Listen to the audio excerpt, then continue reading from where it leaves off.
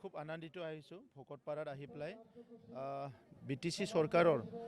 SOPD ফাণ্ডেৰে আমাৰ irrigation ডিপাৰ্টমেণ্টে বিশেষকৈ আমাৰ EM ডাঙৰীয়াই অকল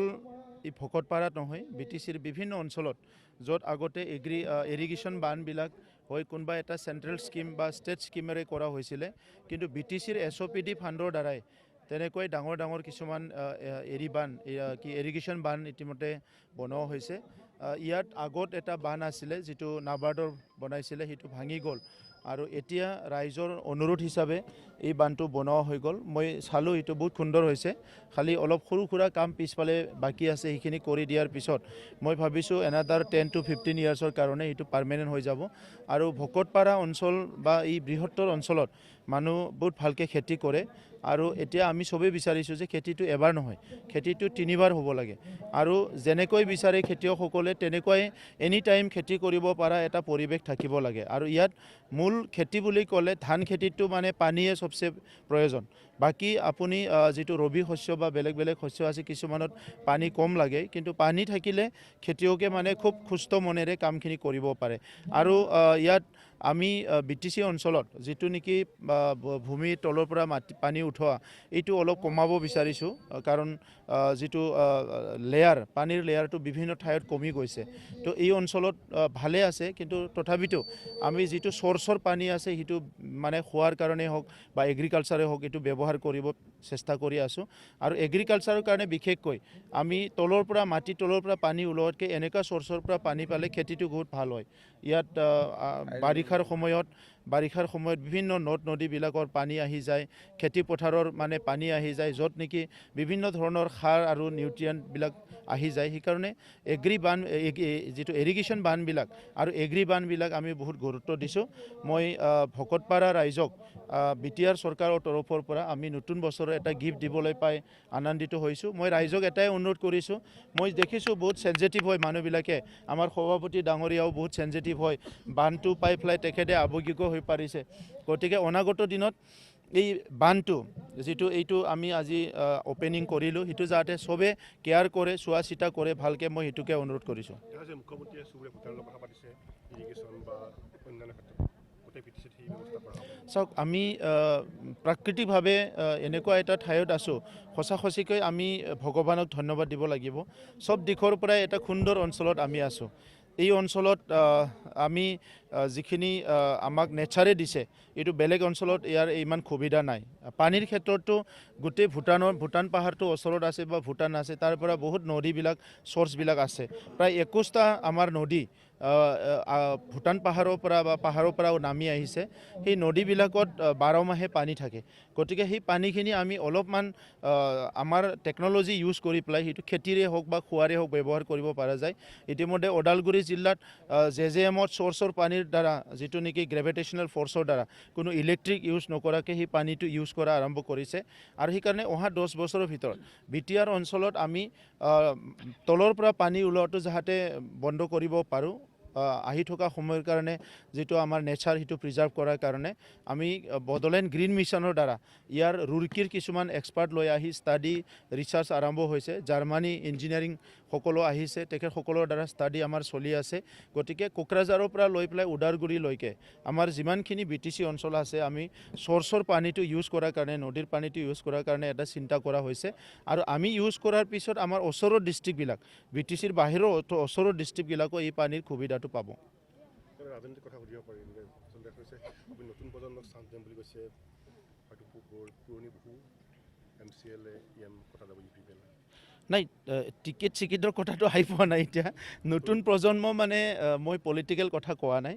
যে আমাৰ নতুন প্ৰজন্মত যুৱ যুৱতীসকল আছে যিসকলে স্কুল কলেজৰ বাহিৰত ওলাই আহিছে সেইটো ডাঙৰ নাম্বাৰ এটা আছে সংখ্যা এটা আছে এই সংখ্যা যিসকলে চাকৰি বাকৰি সংস্থাপন কৰিব ইয়াৰ বাহিৰে যিখিনি আছে সেই সকলক আমি সোশ্যাল ওয়াৰ্ক পলিটিক্যালতে হওক বা বিভিন্ন কামত তেখেত সকলক এংগেজ কৰিব লাগিব সেই কাৰণে নতুন ইয়ং যেটো জেনাৰেশন আছে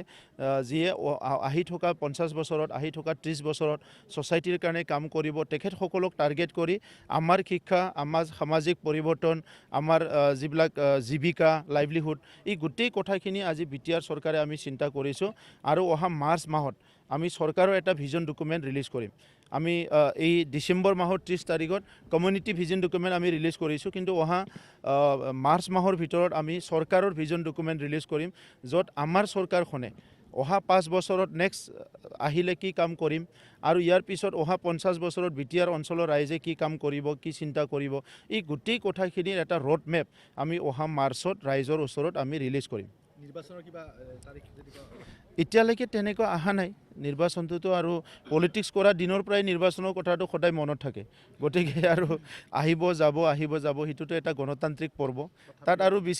বেছি হেডেক হ'ব লগা নাই হেডেকটো হ'ল কি যে আগৰ সময়ত ব্ৰিটিছ অঞ্চলত যেতিয়া অলপ কাৰোবাৰ বাহুবল কিবা কিবি আছিলে ভয় ভাবুকি সেই সময়ত অলপমান পৰিৱেশটো তেনেকুৱা আছিলে এতিয়া আৰু শান্তি অহাৰ লগে লগে যিসকলে টকা পইচা বল প্ৰয়োগ কৰি ইলেকশ্যন কৰিছিলে সেইবিলাক লাহে লাহে আউট হৈ গ'ল গতিকে শান্তিৰ পৰিৱেশত সেইসকল মানুহে আৰু পলিটিক্স কৰিব নোৱাৰে গতিকে আজি বড়োলেণ্ডৰ গণতন্ত্ৰ সুস্থ হ'ল শক্তিশালী হ'ল সবল হ'ল আৰু সকলো ৰাইজে মুক্ত মনেৰে ইয়াতে কথা ক'ব পৰা হ'ল কাম কৰিব পৰা হ'ল এই পৰিৱেশটোৱে আমাৰ সফলতা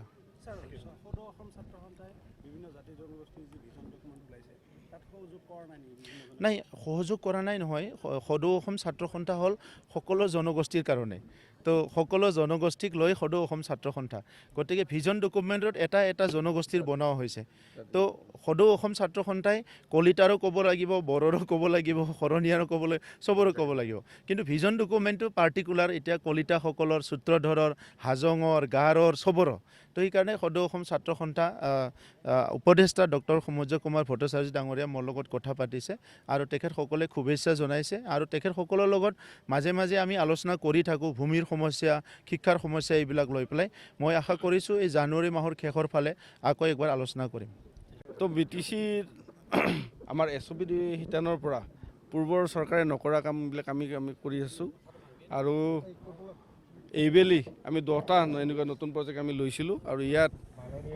আজি আমাৰ মোৰ সমষ্টি মুদৈবাৰী ভকতপাৰাত এই লক্ষীবান আমি উদ্বোধন কৰিলোঁ ইয়াৰ পাছত আমি বাগানপাৰা সমষ্টিত চৌকী গেট যে আছে চৌকী গেটতো আমি এনেকুৱা স্কিম বনাইছোঁ আৰু এইটো আচৰিত কথা হাগ্ৰামা মহিলাৰীৰ সমষ্টিটো মই তাত এনেকুৱা স্কিম বনাইছোঁ 7 কোটি টকাৰে আমি কোনো ৰাজনৈতিক ভেদাভেদ আমি ৰখা নাই প্ৰকৃতাৰ্থত BTC-বাসীৰ খেতিয়ক ৰাইজৰ উপকাৰৰ কাৰণে আমি আশা ৰাখিছোঁ প্ৰধানমন্ত্ৰী ডক্টৰ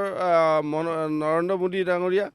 আমাৰ অসমৰ মাননীয় মুখ্যমন্ত্ৰী ডক্টৰ হিমন্ত বিশ্ব শৰ্মা ডাঙৰীয়াই যি সপোন দেখিছে আমাৰ BTC-ৰ চিফ ডাঙৰীয়া প্ৰমোদ বড়োই ডাঙৰীয়া যিটো সপোন দেখিছে খেতিয়কৰ আয় দুগুণ হ'ব লাগে আৰু যিহেতু আমি এগ্ৰিকালচাৰ ভিত্তিক আমাৰ জীৱন নিৰ্বাহ আমাৰ প্ৰায় 80% মানুহে আমাৰ খেতিয়ক সেইকাৰণে আমি বছৰত যাতে 2-3টা মানুহ খেতি কৰিব পাৰে সেইটো আমি ব্যৱস্থা আমি কৰিছোঁ আৰু পানী নহ'লেতো খেতি কৰা সম্ভৱ নহয় আমি